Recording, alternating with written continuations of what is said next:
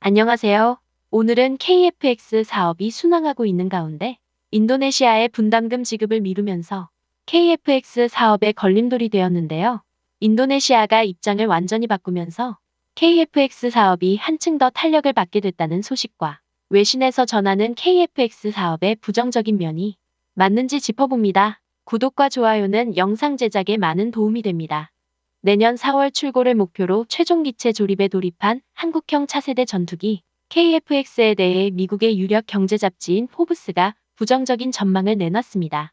포브스는 최근 한국에 매우 비싼 전투기라는 기사에서 F-35가 대당 1억 달러에 불과한 반면 KF-X는 1억 3천만 달러 이상이 들어간다고 전했습니다. 그러면서 KF-X를 1억 달러에 살 수 있는 유일한 방법은 F-35처럼 대규모로 수출하는 일이지만 이미 F-35가 시장을 장악한 상황이라고 덧붙였습니다. 이런 기사가 맞는 말일까요? 그렇지 않습니다. 중국은 제-20 스텔스 전투기의 음속에 5배 속도로 300km 이상을 날아갈 수 있을 것으로 추정되는 PL-15 공대공 미사일을 탑재했다. 러시아도 Su-35 전투기의 사거리 400km에 R-37을 장착했다. 레이더에 잘 잡히지 않는 F-35를 직접 타격할 수는 없어도 조기경보 통제기나 전자전기 등 F-35의 비행을 지원하는 항공기는 충분히 공격이 가능하다. 이에 미국은 2020년대 초 실전 배치를 목표로 AIM-260 장거리 공대공 미사일을 개발하고 있으나 중국과 러시아보다 늦었다는 지적을 피하기 어렵다. F-35에 대한 기술적 신뢰성도 아직 확보되지 않았다. 외신 보도에 따르면 미국 방부 작전시험평가국의 지난해 11월 평가에서 F-35 소프트웨어 결함이 873건 발견됐다. 작전시험평가국은 F-35에 탑재된 25mm 기관포는 상식적으로 받아들일 수 없는 정확성을 가지고 있다고 밝혔다. 성능 개량을 거쳤지만 한 세대 이전의 전투기인 F-16V에 대한 주문이 꾸준히 이어지고 미 공군이 최근 F-15EX 도입을 결정한 것도 기술적 신뢰성과 무관치 않다. F-15와 F-16은 여러 차례 실전에서 성능이 검증됐고 대량 생산된 덕분에 저렴하며 다양한 용도로 쓸 수 있는 능력을 갖췄기 때문이다. 스텔스의 함정에 빠진 미국과 달리 유럽은 항공무장과 레이더 강화에 초점을 맞췄다. 미국처럼 5세대 스텔스 전투기를 만드는 대신 타이푼이나 라팔처럼 기존 방식대로 제작된 전투기를 운용한다. KF-X가 계획대로 개발되어 내부 웨폰 베이와 우수한 스텔스를 갖춘 상태로 등장한다면 충분히 일본 F-35A와 중국 J-20을 상대로 충분히 역격기로 활약할 수 있다. KF-X 탑재용 시제 레이더의 성능은 하드웨어 면에서는 미국의 F-35A, APG-81을 가볍게 능가하며 탐지 및 추적 거리는 RCS 1제곱미터 표적에 대해 130km 이상으로 알려진다. 이와 동시에 20여 개의 표적을 탐지 및 추적할 수 있으며 공대공과 공대지 동시 탐색 모드, 다양한 공대공 추적 모드, 공대지 SAR 모드를 가지고 있다. 그리고 상대방의 레이더 위협 경보기를 회피할 수 있는 저인식 탐색 모드도 갖추고 있다.